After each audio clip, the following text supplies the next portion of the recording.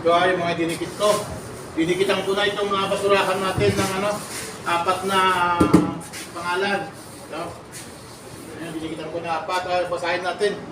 Ito yung non-biodegradable, mga hindi nabubulok. Ito nilagay natin yun, yung mga hindi nabubulok. Katulad ng styrofoam, mga silupin. Ito nilagay. Pangalawa, mga recycle.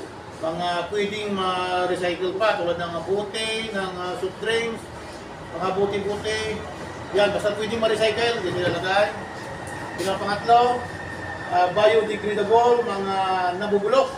Nabubulok, yung tulad ng pinagkainan. So yung nabubulok, yung nabubulok, dito nilalagay.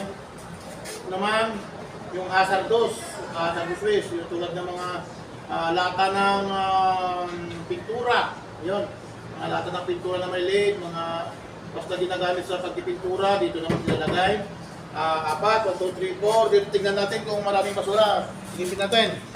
Ayun, yung one. Ayan, walang dili na ako niya, tinatapon. Dili, natin yan, pagtatapon ng basura, yan. Wala, kakapalit lang. Kaya ito yung ating basurahan sa mga kapwa nating mga kumakain.